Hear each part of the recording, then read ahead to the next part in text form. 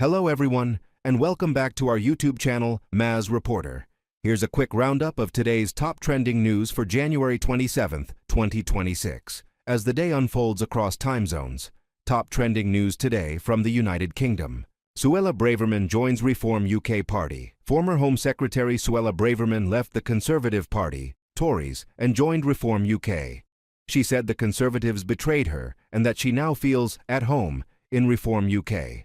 Reform UK now has more members in Parliament, and this news is causing a lot of talk about the future of right-wing politics in the UK. Storm Chandra brings bad weather to the UK. Storm Chandra is hitting the UK today and tomorrow. It brings strong winds, up to 80 mm in some places, heavy rain and snow, especially on higher ground in the north. The Met Office, UK Weather Service, gave warnings: amber, danger to life in some areas, and yellow in others. People are told to stay safe and follow updates. Keir Starmer defends Labour Party decision on by-election. Prime Minister Keir Starmer explained why his party stopped Andy Burnham, Mayor of Greater Manchester, from running in by-election in Gorton and Denton. Many people inside Labour call this unfair or a secret deal. It is causing arguments inside the party about fairness and leadership. British men charged over attacks on Pakistani critics. 3 British men, namely Carl Blackbird, Clark Macaulay, and Doneto Brammer, have been charged in the UK for attacking Pakistani government critics Adil Raja and Shahzad Akbar. The attacks were reportedly planned to happen at the same time on December 24th, with another incident this month. Other notable news. The UK government wants schools in England to be phone-free during the full school day to help students focus better and feel happier. Thousands of children wait more than 1 year for NHS community services, like therapy or specialist help. The UK lost its measles eliminated status again because fewer people got vaccinated. Top trending news today from Europe. NATO's chief Mark Rutte dismisses European self-defense without the US. NATO Secretary General Mark Rutte said Europe would be keep on dreaming if it thinks it can defend itself independently without American support. This has sparked debates on NATO's future and European strategic autonomy. EU finalizes ban on Russian gas imports. The 27 EU member states approved a full ban on Russian liquefied natural gas, LNG, by January 1, 2027, and pipeline gas by September 30, 2027. Hungary and Slovakia opposed it strongly, with Hungary threatening legal action, highlighting divisions within the bloc over energy security and Russia relations. France advances ban on social media for under 15s. France's National Assembly approved legislation to prohibit children under 15 from using social media platforms. This is part of broader European efforts on child online safety. Humanitarian crisis on Europe's southern borders. Mediterranean migrant crossings. Hundreds feared dead or missing. The UN Migration Agency, IOM, reports a surge in deaths and disappearances from recent shipwrecks due to bad weather, underscoring the ongoing humanitarian crisis on Europe's southern borders. Other notable news. UK Prime Minister Keir Starmer travels to China to repair ties amid U.S. tensions. Spain addresses rail safety after deadly accidents, including speed limit reductions. Protests by Western Balkan truck drivers over EU border rules. International Holocaust Remembrance Day events, including a special session in the European Parliament. Top trending news today from the region of the Americas. Very big winter storm in the United States. Winter Storm Fern is a historic and deadly weather system currently impacting over 230 million people across a 2,000-mile stretch of the United States and Canada. As of late January 2026, the storm has caused widespread devastation, record-breaking temperatures, and significant loss of life. Big protests against immigration police, ICE, in Minneapolis. People are very angry about actions by U.S. immigration agents, ICE and Border Patrol, in Minneapolis and Minnesota as immigration police, ICE, shot and killed innocent U.S. citizens during raids. Minnesota leaders fight against the federal government and ask courts to stop the operations. Trump reveals discombobulator weapon in Maduro raid. President Trump disclosed that the classified discombobulator neutralized radars, missiles, and defenses during the raid, allowing helicopters to breach steel doors and a panic room without U.S. casualties. Venezuelan guards reported intense sound waves causing nosebleeds and vomiting. The operation highlighted U.S. tech advantages. Trump secures Greenland framework for U.S. Arctic security at Davos.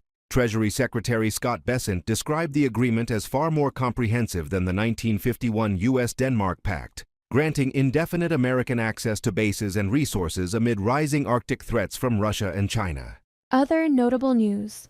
Reuters reports signs of strong productivity growth in the U.S. economy with potential worldwide effects. Brazilian President Luiz Inácio Lula da Silva agreed to visit the U.S. Capitol soon, discussing issues including Venezuela and crime cooperation. Beijing will favor Brazilian soybean supplies in early 2026 amid shifting global trade flows. In Toronto, cities are digging out after one of the highest snowfalls in history, disrupting transit and grounding hundreds of flights.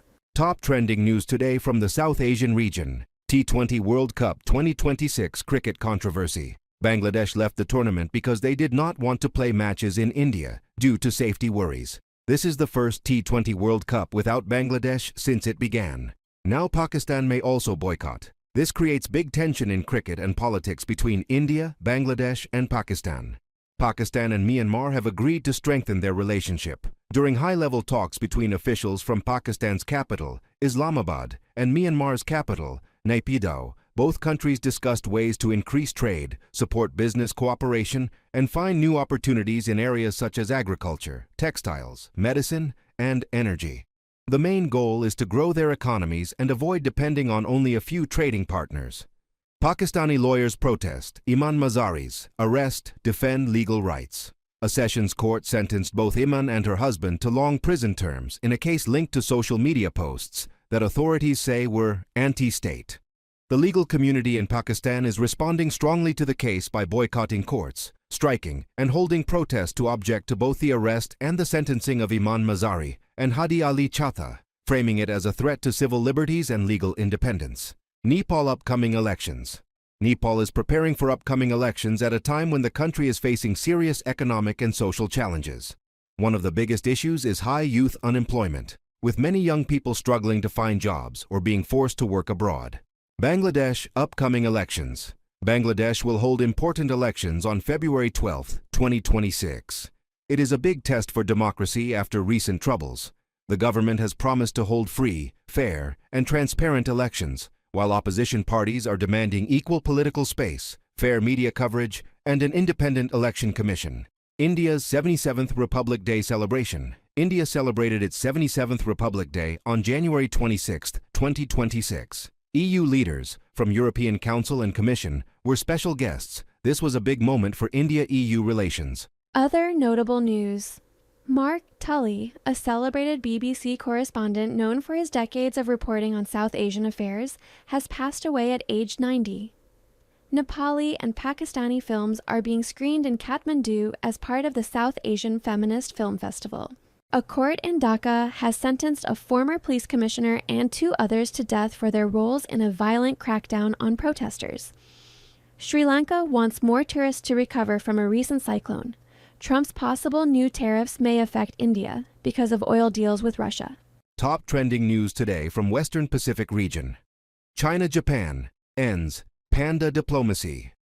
Visitors lined up for brief glimpses of 4-year-old Xiao Xiao and Lei Lei before their return to China on January 27th. It is the end of panda diplomacy. China loans pandas to show friendship. China limited Japanese imports, tourism warnings, and cultural things, like less Japanese anime in some events. Early start to typhoon season. Storm Nokayan. Tropical Storm Nokayan, locally known as Eta, developed in mid-January 2026. Marking an exceptionally early start to the typhoon season in the Western Pacific. Affecting the Philippines with torrential rain and high winds, Nokayan became the longest-lasting January-named tropical cyclone in the region in the 21st century. Australia Day protests, also called Invasion Day. Thousands of people joined big peaceful rallies in cities like Sydney, Melbourne, Canberra, and Perth to support Indigenous rights and ask for change. 2026 had very large crowds and strong media focus. Thailand-Cambodia border tensions. As of January 27, 2026, tensions remain fragile along the Thailand-Cambodia border following significant military clashes in late 2025. Although a ceasefire took effect on December 27, 2025, the security environment remains unpredictable with ongoing reports of minor skirmishes and provocative actions from both sides. Other notable news. China's fast-growing air force, like J-20 stealth fighters, is making it harder for Western countries, like the U.S., to control the skies in the Pacific. A passenger ferry carrying hundreds of people has sunk in the southern Philippines, claiming at least 15 lives while rescue teams continue the desperate search for dozens still unaccounted for. The World Health Organization, WHO, and The Lancet released new reports on social prescribing using community activities to help health and well-being in Western Pacific countries like Cambodia and Laos.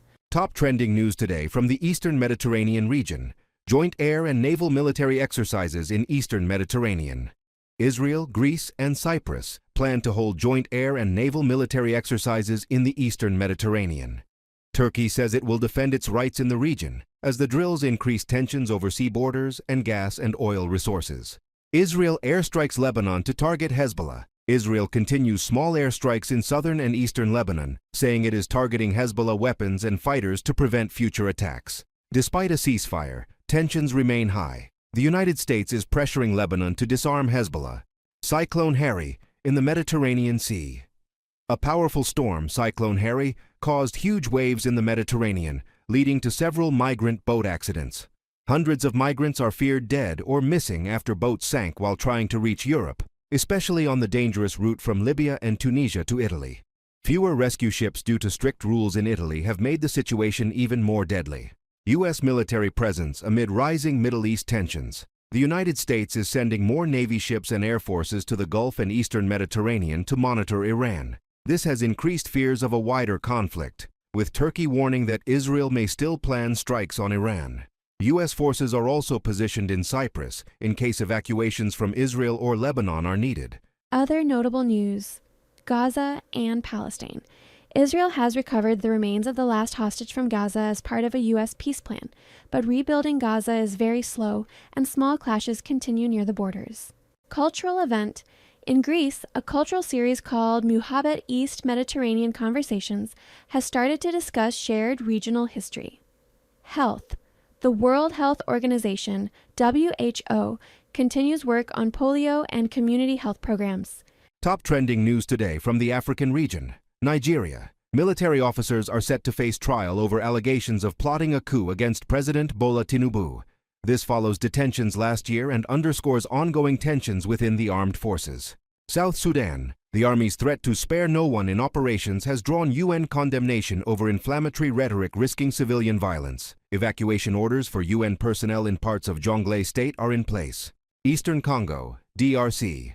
Islamic State-linked militants reportedly killed 22 people, per UN reports, amid persistent instability in the region. Kenya, Northeast. Al-Shabaab militants killed a local chief and a teacher in a recent attack. Mozambique and Southern Africa. Severe flooding described as the worst in a generation has caused widespread damage, with people clinging to treetops for safety. Rescue efforts involve teams from Brazil, South Africa, and the UK. Ethiopia, Tigray. Reports highlight ongoing hunger and devastation a year after U.S. aid cuts, with people waiting to die in affected areas. Other notable news. Gold prices reached a record $5,100 per ounce, helping African gold mining stocks and strengthening currencies like the South African rand. In regional politics, concerns remain about election violence in Kenya and growing militarization in the Sahel. Meanwhile, a migrant boat sank off Tunisia with 50 feared dead, and Ethiopia announced the end of a Marburg virus outbreak that killed 9 people. Thank you for tuning in to Mazz Reporter. If you found this January 27, 2026 breakdown insightful, don't forget to like, subscribe, and share with others who want to stay informed. We'll keep bringing you interesting and insightful updates on the stories that are shaping our world.